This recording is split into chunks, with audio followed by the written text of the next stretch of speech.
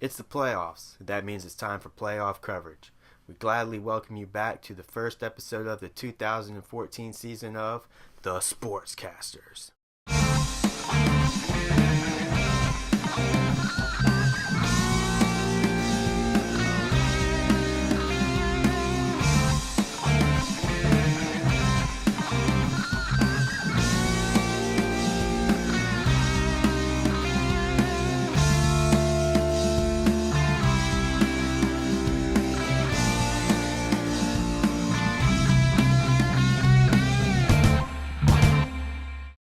To get our show started, we have some breaking news. It's about the commissioner of our fantasy league, co-host of our show, the Sportscasters. It does hit close to home. Let's take it out to our field reporter at the Norfolk International Airport. Over to you. This is the scene here with everything back to normal. It was earlier yesterday morning when Ryan Toronis boarded his flight here at Norfolk International Airport. During the flight, flight attendant asked Ryan, could she get him anything to eat? It's from what I understand allegedly that Ryan Toronis responded, "No thank you, I already had a bowl of cereal this morning." At this point, from what I understand, a security guard on the flight then took Ryan to the bathroom and kept him quarantined till the end of the flight. You can only imagine the terror and fear that was over the passengers of this flight. It sounds like a horrific scene, Al. Cereal containing Ebola. I'm not sure why Ryan would put himself in that situation. What can you tell us about his status now? Well, Ryan Toronis is officially ruled out for the playoffs and is in quarantine. That explains him missing the playoffs. What is your excuse, Aaron? We'll be back after this commercial break. Hey, Drew, can you come here and help me for a minute? Help you with something? I can't even help myself. I can't even make the playoffs. Whoa. Calm down, Drew. You're not yourself when you're hungry. I think you need a Snickers bar. Thanks, Dad. Better? Better. You're not you when you're hungry. Snickers satisfies. Welcome back to the Sportscasters. To keep our show underway, we'll now go to some of the game coverages.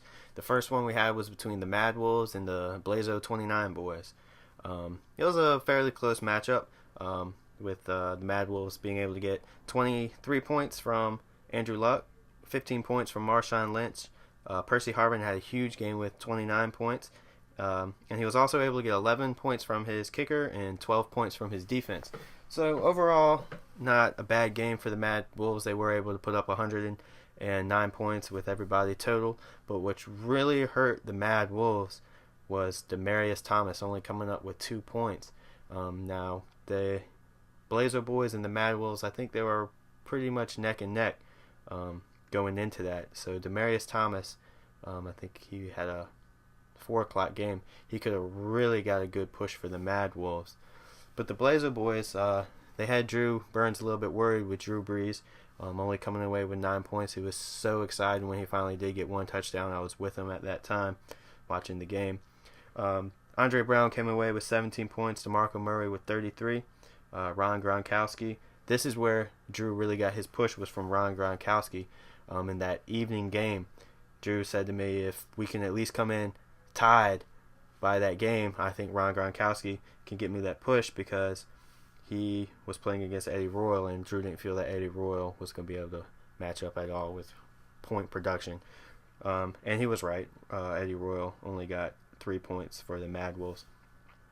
And Drew got some decent points also in Justin Forsett with 13 points. So the final score was 109 Mad Wolves to the Blazo 29 boys, 127. So, Jimmy, just how mad are the Wolves now that they are eliminated from the playoffs? That is a question we are all wondering. We would like to talk to you soon about that.